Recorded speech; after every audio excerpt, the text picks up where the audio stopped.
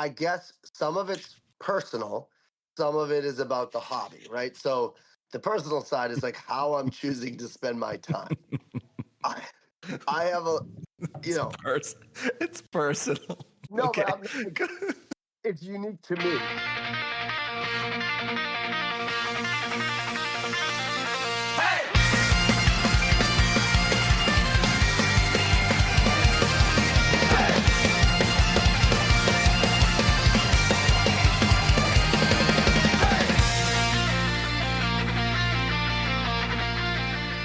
It was Wednesday morning. We were on our commute to work. Don't talk about this like it was like an incident. And I saw my brother calling me. I knew right away. I could feel it. I could feel the despair before I even answered the phone. So again, Wednesday morning going to work, I answer the phone and I go, "What's up, Matt?" And he goes, "Oh, I don't know." And that's how it started. I don't was think like, that okay, was the exact start. I'm pretty sure that's exactly how it It was started. just way it was just over the top, it was a dramatic sigh. Oh. And it was like anxiety and depression. There was just so much there in his sigh. And then I go, "What's up?" And he's like, "I don't know. I'm getting discouraged with whatnot." And I'm like, "Okay, let's talk about this." And so he then proceeds to tell me that he sold on a Tuesday night like over $600 worth of cards.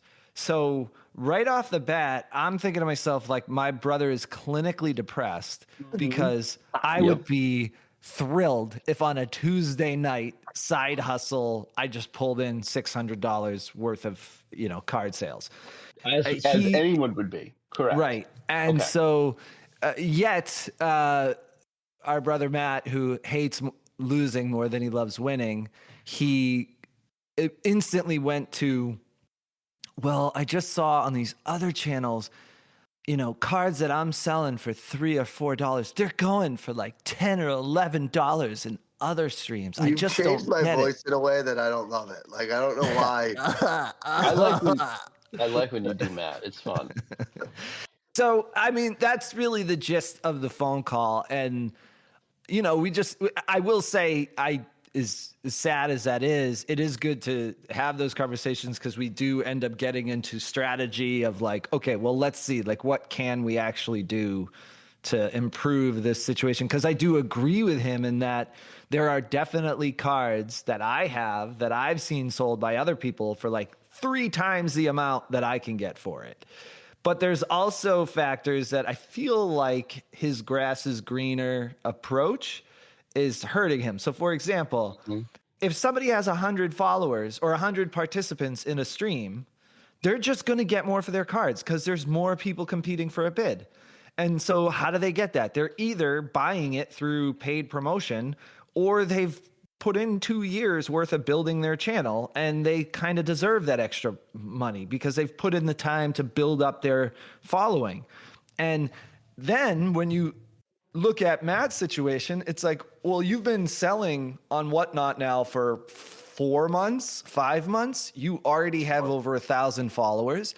You just made $600 the night before your sadness call. And somehow, there's a comparative analysis that brings him to a state of depression. And I just view it as like, I don't get it. Like, why not look at those streams where people are overpaying, look at who's overpaying and shoot them a message and be like, "Hey, here's my channel. You should follow me." We're like, you know what I mean? Like, rather than get sad and call your baby brother and talk to him the next day, why not like actually look at like, well, that's cool. You're seeing people overpaying or not overpaying, but who care about these cards and want to get them even at a high price. So reach out to them. Don't get sad. Reach out to them. Be pragmatic. It doesn't feel like you needed to be. I couldn't understand. It was like talking down from a ledge. Like I need to be talked down from this ledge. I mean, though the ledge is only he like said, 6 inches high. Goes, "Mike, I'm depressed." I don't think I said that. Matt, I feel like I need to start like recording phone conversations between us then, because you actually did. Like when we hung up, I was walking into I had just parked, I'm like, all right, I gotta go to work. So I hang up, and on the walk up, I actually was like, should I be worried? Is he okay? Because this is. All right, let's unpack. 1 second. I'll stop, and then you can defend yourself and all that. But I do just want to add that this is your obsessive hobby. This is the thing that should bring you happiness. You're electing to do this. This is not your job. Your income does not depend on this. This is purely for fun. And sure, making a couple extra bucks on the way, great. But it is fun. It's a hobby. And you called me and said I'm depressed because of your hobby. So I just think you need to reflect on that. You can, of course, defend yourself, share your perspective. But that was a Wednesday morning phone call that I got from my brother before my workday started. All right. So most of that is true. Most of what he said is true. I still feel somewhat similar, but depression's not the right word.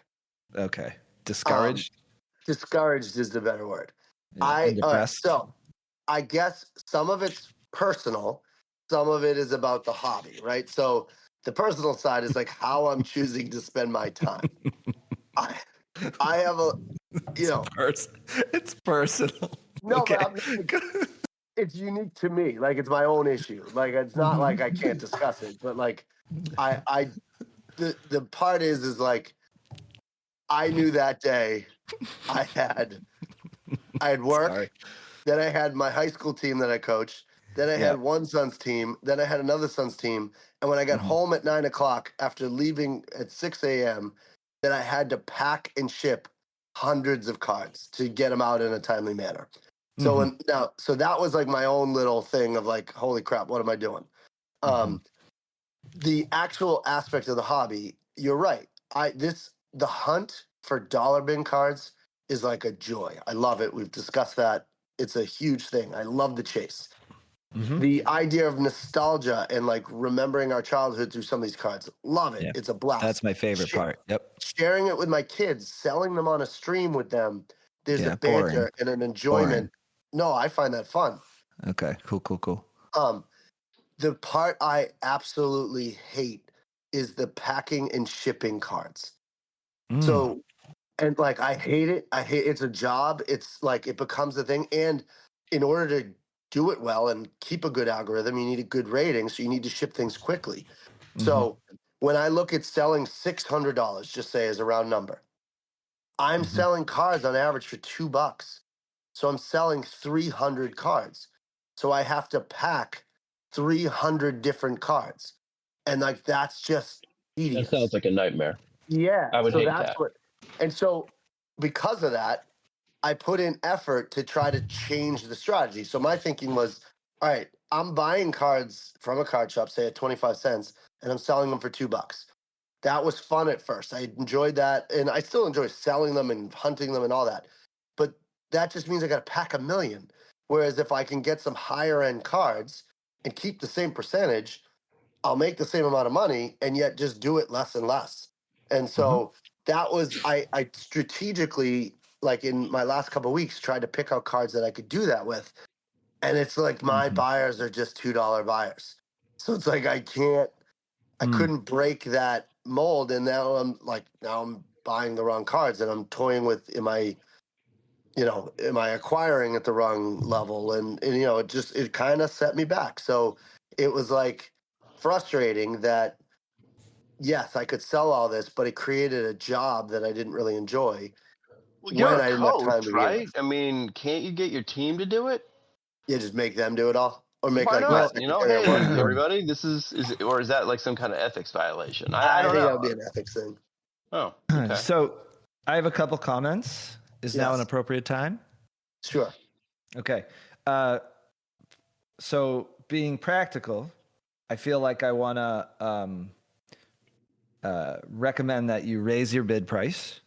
I know we've talked a lot about bid price and we can talk more specifics, but I just wonder, the only way you're going to get the buyers you want based on the strategy you're trying, which I agree. I love the shows where I sell more high value cards because packaging is so much easier because it's less to pack. So if you raise your bid price, you might have less sales initially, but you'll slowly acquire followers that are willing to spend, that have just different price targets. And then I would say if you're getting frustrated, so if you try that and then you get frustrated with your sales, like if it does in fact slow down your sales, I would say give yourself maybe 3 to 4 weeks where let's say if you're doing 3 to 4 shows per week, take 2 of those shows and buy some impressions, like actually pay some extra money to get more followers that are kind of in the price range you're hoping to get. Because like, why not? Right? Like right now it makes sense that your buyers are looking for $2, $3 cards because that's what you've been selling. And so I know that's cool too. Like obviously you want them. It's been a mix. Like my weekday shows tend to be to build up my weekend shows, and my weekend I go much higher cards. Okay. So then what's the problem? But those much higher cards, like I find that the pricing strategy, like you're saying, is kind of all over the map. Now, number one, I have this feeling of guilt, like those Black Diamond Jordans. Like I just picked up 4 of them, and I agree with you. They're shiny, they're nice. I've been doing well with those as well, but I acquired them probably under $3 each. I just feel guilty putting them on at a premium price. Like I feel like this being good to your word too. And I just don't like the idea. I don't mind if people bid them up like crazy because that's their choice. But starting them at like $20 is just like, it feels a little unethical. I don't know. I feel the need to respond because I'm feeling attacked. I'm feeling as though you're questioning my integrity. And I do think it's a fair point, and it is something I think about, but I feel that context is very important here. When you say you start it lower, and then if they bid it up, that's their choice, okay? I would argue that is the same amount of choice of bidding or not bidding at any price point. So if I take a $1 card and I say I'm going to run this for 100, nobody's forced to bid. And in fact, hold on. Then also there's no, I would even say that if somebody, once they swipe and now they're bidding, now I actually feel that's when you have them at their most irrational state, because now there's the psychology behind I'm in this race and now I want to win. So sometimes I feel when we're talking integrity that starting low, when you have a lot of people in your room, not even a lot, let's say 20 or 30 people, that's when you're going to get somebody to spend more on a card than they probably should, and that's because you're getting a lot of people competing against one another. I don't think it's unethical. I think it's upfront no matter what you do. I think the only thing that would really make this unethical is if you were in some way deceptive. If you in some way tried to tell people this card is worth $40. Come on, let's get to 40. That's where that's not cool. Yeah, that's wrong. But to me, it's like it's all just a question of like marketplace, right? So look at real estate. Like if you buy a house and it goes up in time, what are you going to do? Be like, well, I got it for half that. I really feel bad selling it for double what I bought. Like, no, you're flipping cards. That's what we're doing. If somebody's willing to spend. You're talking about a marketplace that you don't do in 10 seconds. So like when you put a card up that's a 10-second auction and you start it, there's a perception that the value is at least that. And you're right. You can sell it for whatever you want, and they have a choice to make about paying whatever they want. My fear in that, maybe it's not the ethics of it, but it's like the customer service of it. How are people going to come back when they get the card home and they look it up and they're like, wait, I could have bought that on eBay for $4 and I just paid $20 on a first swipe. I was the only one who bid, versus like, oh man, I went wild there. I was bidding against that guy. So it's not me, the seller, it's their own emotion they're managing. And so therefore I feel like you build a repeat business and people will come back if you're fair and reasonable. If you put a price up and they get home. And I think that's the negative of Whatnot is like, there isn't time to really know. So therefore you can get people who are really mad at you at the end when they get their card, even though you had nothing to do with it. And then it leads to negative reviews, and like that hurts your algorithm. It hurts your return base. So You're I balancing a do, lot of stuff here. This is nuts. So I can see the yeah. psychological damage it's doing to you right now. Well, no. So Oh, and I then think and it's For then me, at it's the end of just the shipping. day, you're like, I For have me, all it's these just things I shipping. have to mail. Yeah. Yeah. well, yeah, Vicious yeah. cycle. But I do think Matt raises a fair point. Like it is important. So even if you're not trying to be a person with integrity, which I think we should be, but let's say even somebody who's not, I think it is a very valid point to say, if you're selling in a way that's going to prompt people not to come back to you, then that's actually, not only do you not have integrity, you actually have a bad model, because you're not going to get repeat buyers. You're not going to get people that follow. With that said, I think one piece of context that is important is, I personally feel, because I really focus in primarily, let's say 90% of what I sell is Jordans. I personally assume that the buyers in the channel, in like when I'm streaming, they know the Jordans they're hunting. They're all, because it's like so specifically, my title is like Jordans, Legends, Packs, and more Jordans, right? So it's like very clearly people know what they're getting from my stream. And so at that point, if somebody's willing to pay triple what I spent on a black diamond, I believe that buyer knows what they're buying. And I don't think it's a Why would fair they do it? expectation They knew for that. Why would they do it? well, because one, there's convenience that comes with it. So in other words, if there's, let's say if I have a bunch of black diamonds at home, but there's 2 more I need in a set, and it comes up, and so now to me, if I'm trying to complete a set, there's more value to it than maybe a buyer who's just trying to get a random black diamond. So that's one.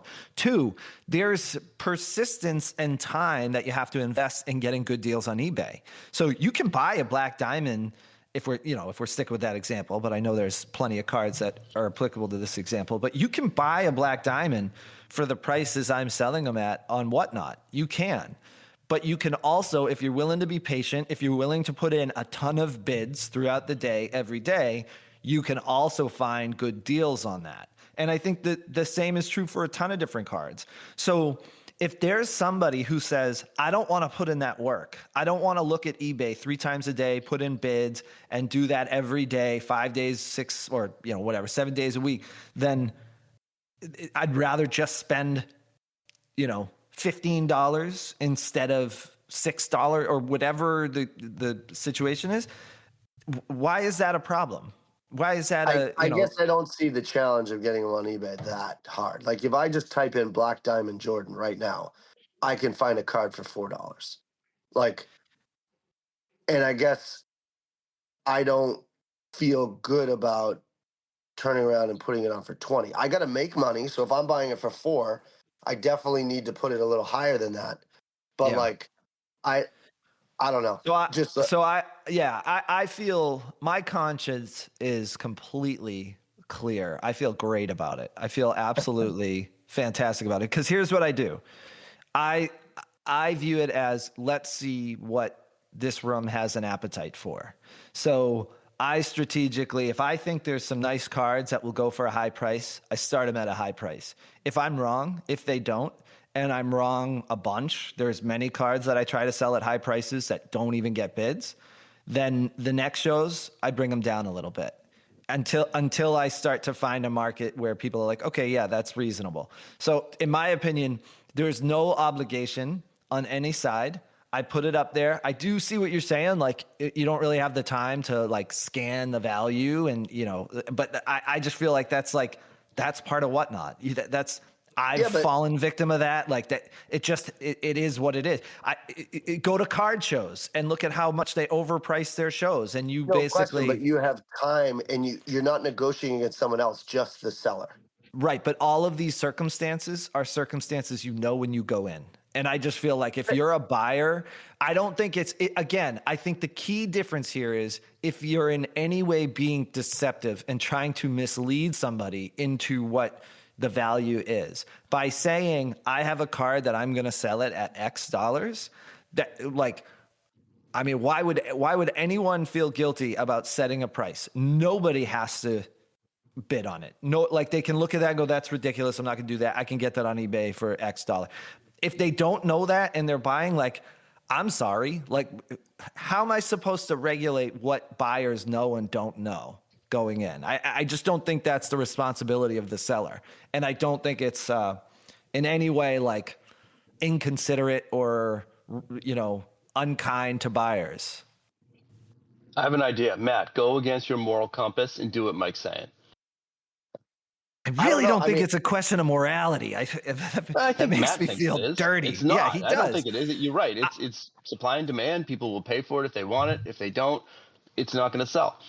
Give it a shot, Matt. What do you got to lose? Yeah, you're walking in circles, Matt. You're in circles here because on one hand you want premium buyers. Yeah. Like, do you recognize? I want premium buyers because I'm buying cards of higher value, and like. So I know, like, I bought an Iverson rookie, right? And it was a graded Iverson rookie, and it's a $50 card, like, say.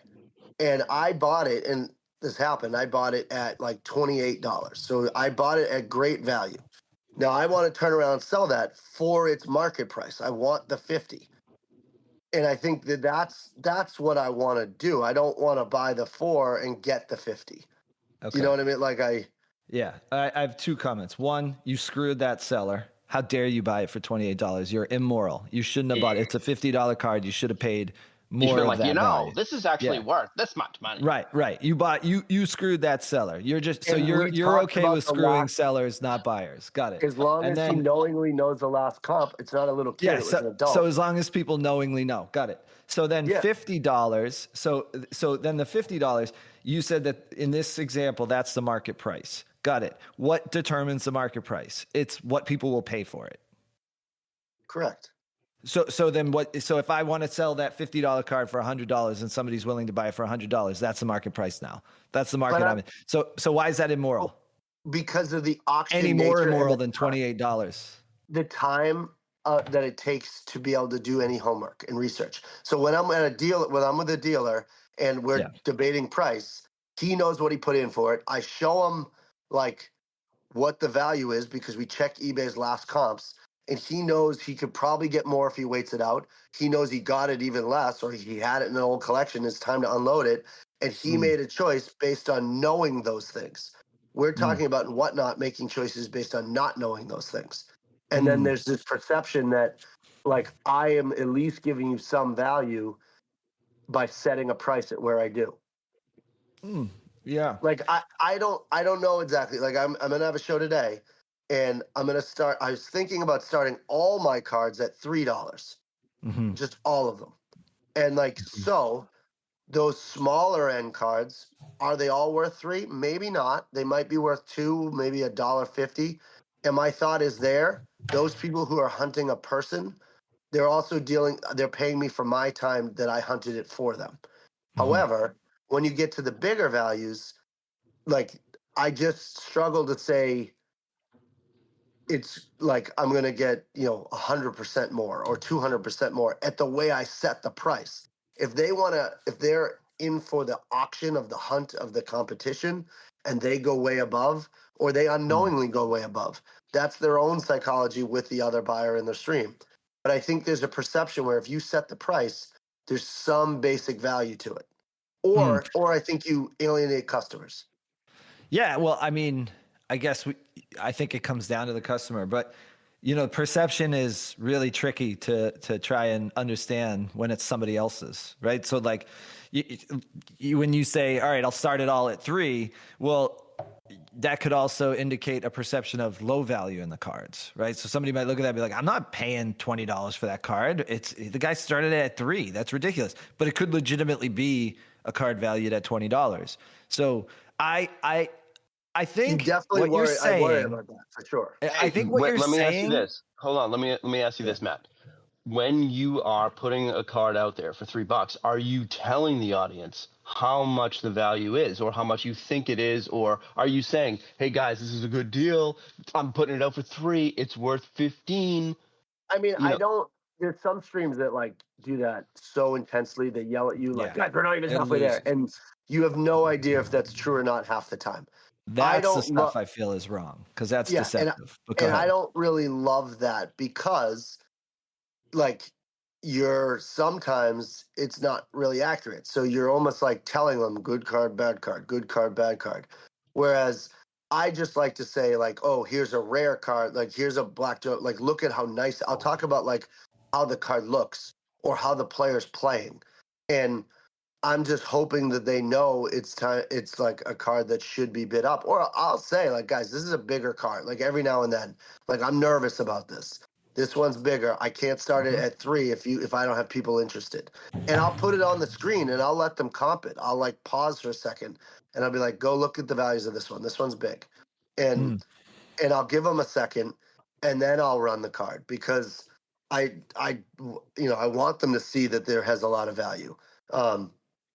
Now, I worry about that. Like do I set a card at 20? When you set a price high, you tend to not get a lot of bidders. They think that's the value, so they just pay that, like it's a negotiated price. Whereas if you put a card on at 1, there is the psychology of like the entry into it is low, but now I'm in, and I wanna go after it. And so, which feels manipulative. But it's not if you have value there, but it's also not your doing. That I think that's my point about all of this. Like at the end of the day, we just don't know what the people that are in your room, we don't know what they know. We don't know how they view it. I've had people bid up cards that are so low that I've been like, guys, this isn't worth that. You shouldn't be paying this because it does get so high sometimes. Like I had like a base Steph Curry that started getting like to like $15, $16, and it was a $2 card. But who are you? But that's the problem, though. This is where I disagree. Like, it is a $2 card right now when you bought it. But if there's people that want it for more, then that's how I mean, it's the same as like stock prices. Like, the price value changes. And so if you bought it when it was worth 2, and even 2 days later, now if you've got people that are like, well, I'm running this up, I want this card, I got in at 1, but I'm willing to spend $9 on this thing. Like, there's difference in stock market because there's all stocks go for the same value right now, and tomorrow could be different, in an hour could be different, but they all, no matter what you buy, they all go. If I go in different marketplaces, like I can't buy different stocks. The stocks only sells in one singular so market. That's just we don't have to get into stock market, but that's not correct. There's different stock market exchanges, and there's rates and stuff you pay, and there's different things. But like the fact is, everyone knows if the value of Google certain price, across the board where you buy it, you might have fees and things like that. But like in general, there's very different approaches to buying cards. There's several different, and that's very different than a stock market in that the perception of price is rather more unknown. And so you're not wrong. Like if they're willing to pay it, ultimately that's what a card's worth. But I don't know. I feel yucky at times. What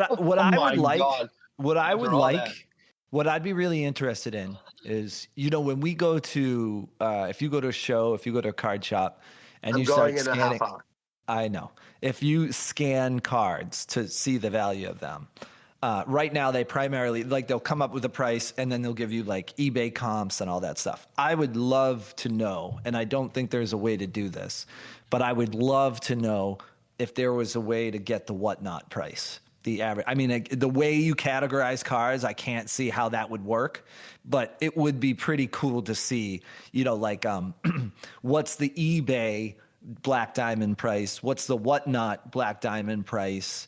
I think that would be a really interesting thing. It would probably really be disruptive because now you'd see people be like, well, I'm not going on whatnot anymore because they tend to cost more. They'll never put out that data. Well, and how could they? Because like I sell tons of different cards under the same product title. Correct. Right? Like we put 200 in the, so it's the cards on the screen. Couldn't figure out what. I mean, I'm sure it would be crazy. Figure it out. That's if true. they just That's loaded true. AI in all of our streams, maybe they could figure it out. But yeah, that is a good point. And maybe they will. Maybe that will happen. But I don't. But to your point, I don't think that would be good for the whatnot like marketplace, because like, okay, so I'm going there to pay way more, or for eBay or whoever's, whatever the alternative is. Yeah. Okay. I mean, live Wow. auctions, you're paying a little bit for the entertainment. You're paying for the streamer, like time. I get paying a little more, and I don't think that's necessarily unethical. Just the starting price, and I honestly, today I don't even know what I'm going to do yet. Like, I have a bigger What show. time are you selling? What time are you selling? I was hoping around 1, but if it might take some time to get back. But what time are you selling? 12:30.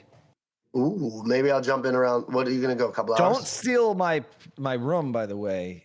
Joe, I should just add that Matt went into my room once and was like, I've got tons of Kobe's and Jordans, and I'm starting in just a few minutes if you want to join. And literally, that's pretty much what you said. And literally, so I would say I would show for tomorrow. Yeah. Sure. But then what happened was that happens, right? He says that. And I will be honest, because he's my big brother and I look up to him, I was like, yeah, that's my brother. He's got a really good show. You guys should check it out. So I'm part of this problem, but I guess I didn't think that in that moment, my room would go from mid-20s to like 6 people.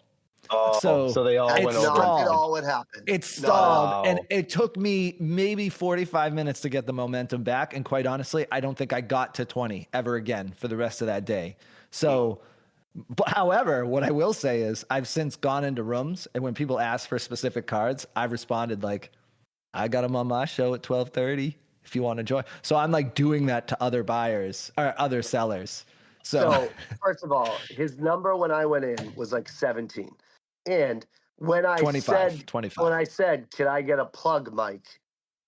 They basically was already down to like 11 at that point. You just like, he was you're a liar. You're just a stupid liar. You have the stream. You can go look at the playback. No, it doesn't show the visual overlays. Yeah. It doesn't show that. I agree. That's weird too.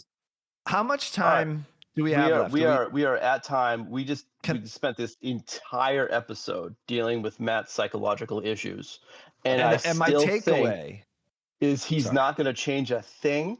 It's going to be completely stressful. He's going to hate life. You're going to expect another on the way to work phone call. That's all accurate. Nothing was resolved. I just feel like you got great advice. Mike gave you great advice. Now I just feel ethically challenged. That's all. I'm going to go ahead and I'm going to summarize Matt as he is a depressed social martyr. That's Matt. We should get that on a t-shirt. It's a depressed social martyr. I just feel that what the initial concern was then turned into, but I don't wanna because it lacks integrity. But no, it doesn't. Shut up. If you want to sell things for high prices, sell them for friggin' high prices. Hold on. If we had a following on this podcast and we put out a poll, which we don't yet, it would be interesting. I would love. I would 100% get people on my side because there is a perceived value when you set a price. So, but the thing is, though, to say you'd get 100%, like I don't. I'm not saying. I think our topic is a good debate, and I think you raised some valid points. I think they're all wrong, but I think they're valid points. And so I guess I feel like if people were listening to this, I think what I will concede to is I think it would be more of a 50-50. I don't think it would be 100% people would agree with you.